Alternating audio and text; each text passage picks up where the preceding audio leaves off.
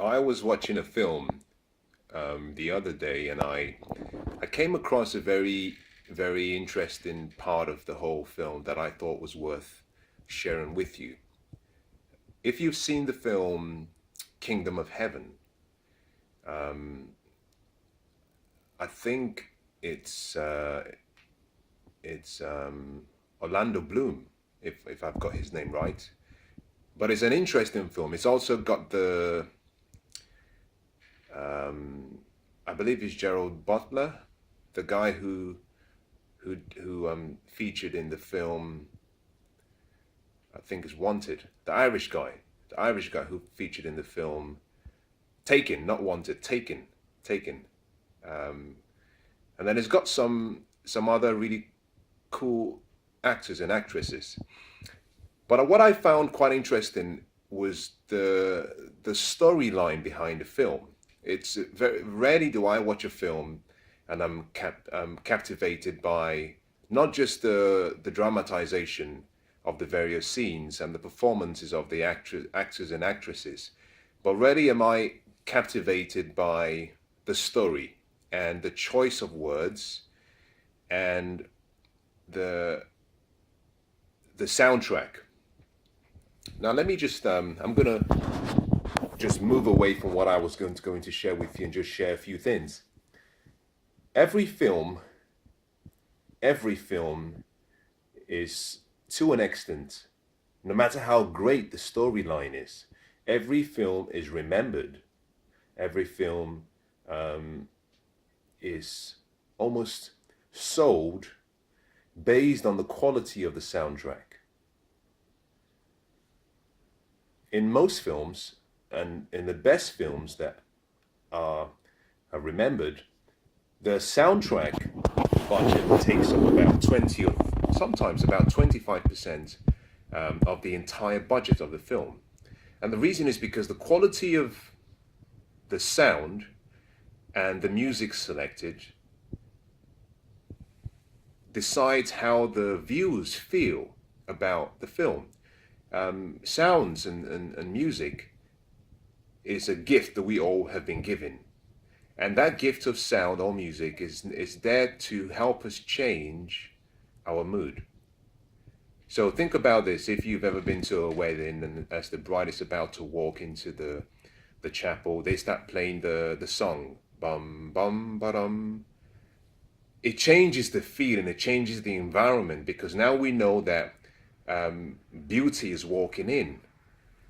In the same way, sounds can change feelings.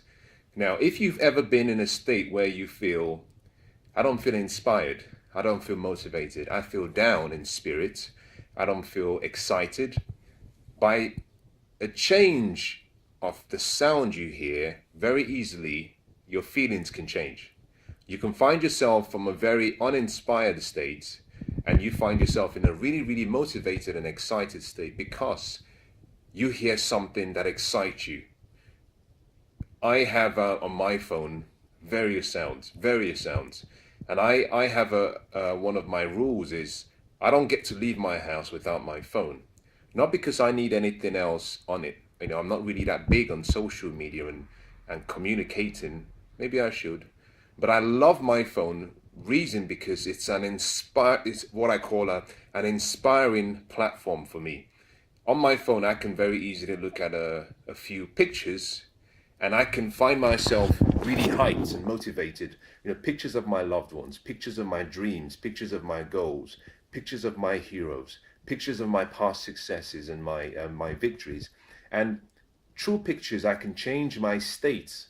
Similarly, I have sounds. The kind of music I like for various occasions. If I want to train, if I want to go for workouts, I listen to a different type of music. If I'm stressed, I listen to a different type of music.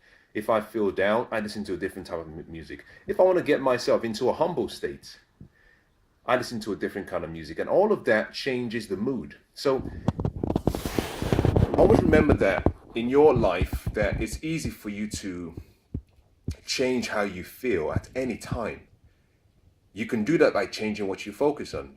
And to change your focus, simply change what you hear. The music, the sounds you hear would change your feelings would change your actions and your behavior, and that will ultimately change the results you get. Now, let me come back to what I was actually going to share with you, and I must apologize for that diversion. I often do this when my mind just goes on and starts playing around like a rabbit. The film, The Kingdom of Heaven, I found it quite interesting for a number of reasons. I've mentioned some of those already, but I want to talk about a particular scene that I saw in the film that I thought was quite intriguing, and that is what I want to share with you today. In the film, there was a part where Orlando Bloom, who has just been knighted by his father, who was a baron, a knight, and sadly, in a fight, lost his life. Not there in the fight, but he was injured so badly that he ended up passing away. So he knighted his son to inherit his position serving the king. Orlando Bloom, on his way back to Jerusalem, there was a shipwreck, and he survived. A lot of people didn't survive, but he survived. Now, when he survived, he had a horse. And upon arrival at the desert, which was the desert that was going to connect him to, lead him to Jerusalem, two men approached him. Both of them were on horses. One of them said that the horse he had was his horse. And Orlando Bloom said, well, it was impossible. I've come from the sea with this horse. It cannot be your horse. Now, obviously, it wasn't his horse.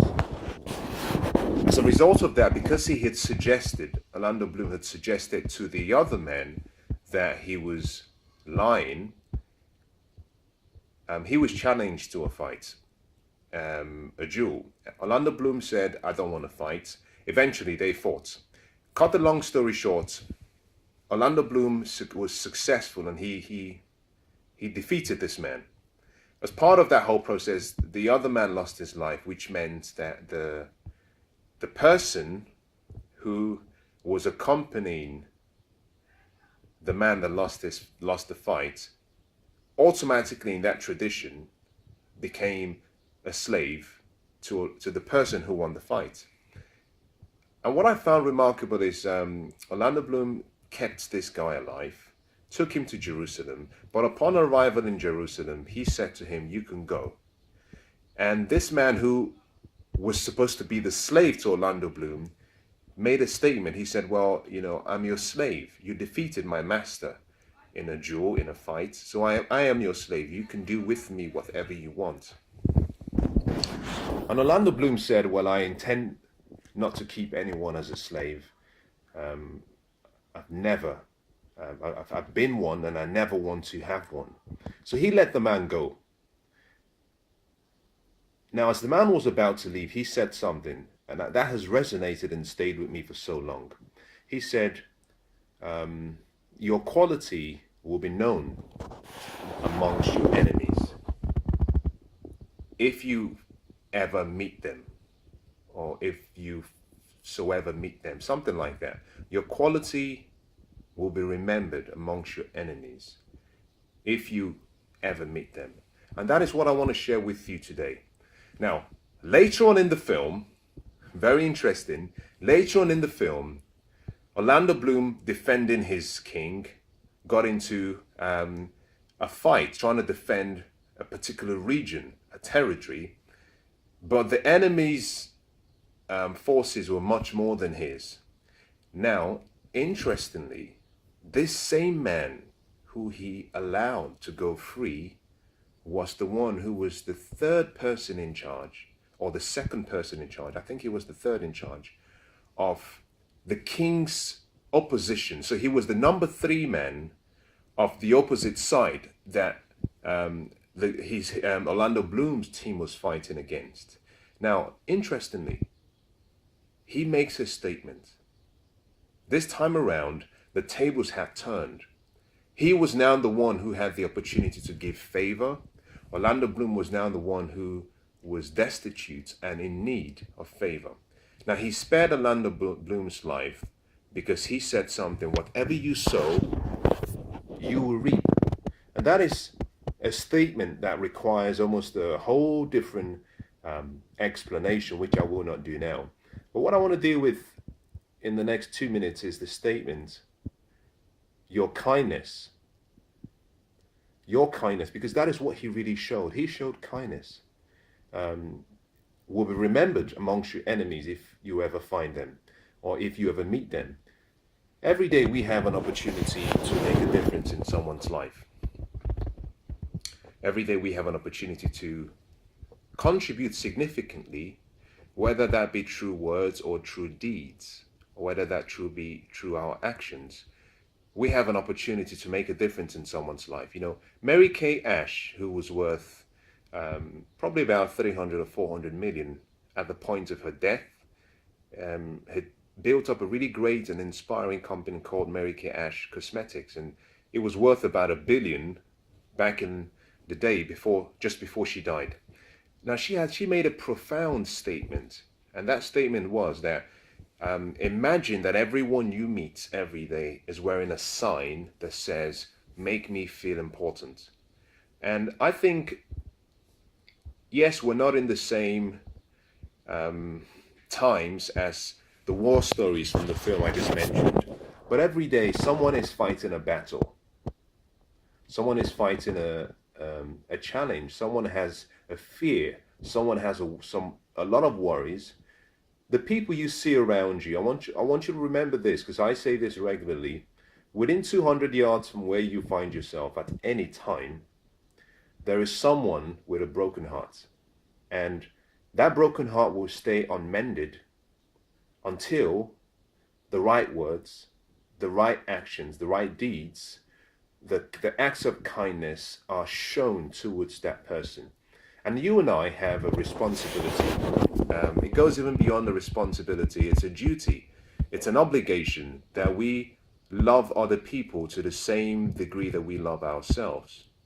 And kindness is something that is far remembered long after all of the memories of the actual events are forgotten. And so what I want to share with you from that film is the principle that as you journey through life, as you journey through each day, be good to those you see on your way up. Be kind to those you see on your way up. Be kind to those who you see who you may think as insignificant. Not because you might meet them on your way down, because I don't believe you will find yourself coming down. I strongly believe that if you stay focused and if you work hard and you put in the right efforts and if you follow the principles of life that guarantee success, I believe that you will always rise up. You might have setbacks, but in every setback or in every challenge, it's also a seed of its own advantage. So I don't think you would come down. What I would say, however, is on your way up, in pursuit of your dreams and goals, always remember that whilst you're trying to get up to the mountain, you can always carry someone along with you. And the journey up that mountain becomes more memorable because of the experiences that you get to encounter, but also because of the lives you get to change. And those lives you get to change are lives that are transferred thousands, in some cases, of years beyond your existence. You know, legacy is left in two ways. You can live legacy based on what you do for people, but also you can live a legacy based on what you live in people. And you and I have a great opportunity through words. And you might think that you have nothing to do or to give. But I want to challenge you by saying that you have much more than you think you need. It's not what you think you need that is the problem. It's what you think you don't have. You can give a smile. You can give a warm, gentle embrace. You can give your presence with silence, but also you can give your presence with words. But you can also give words. You can give deeds. You can give your actions. You can make contributions. You can be benevolent in your lifestyle. So every day, just remember that whilst we're not in the old age or the old times where battles were fought, and you had enemies battling for a territory, every day someone is battling with an enemy you cannot see, an enemy you may not understand, but also an enemy that in some cases they themselves cannot define. And I believe in the strength of two. I call it the power of agreement. That is the simple notion that where two or more people come together for a common purpose, that their agreement and the strength of that agreement will determine how successful they become. You know, we celebrate and we still know of Benjamin Disraeli, who was a former Prime Minister of Great Britain, and who was a remarkable story about how to defy odds at a time when, you know, Jews were not really celebrated. You know, he rose up to make a difference. Pardon me. But he makes a statement that nothing can resist the will of a people that will stake their existence on the extent of their purpose for good cause. We all have the ability to come into agreement with someone else and make a change and help a life. You know, I like what some wise man once said. He says, you make a living by what you get. You make a life by what you give. But also, I want to take it a step further by putting a third part to that, to say, you make a living by what you get. You make a life by what you get. But you create a lineage by what you live in people, by the good deeds you live in people. So, just like it was said in the film Kingdom of Heaven, I want to say this to you, that it is my hope that your acts of kindness are remembered in times to come by the people you come across on a daily basis. And let the testimonial and let the story of your life be beautifully painted with the kind words and the kind deeds and the actions and the decisions that you took, not for yourself alone, but the sacrifices you made while trying to look out for the best interest of other people. And I wish you well, whatever you choose to do.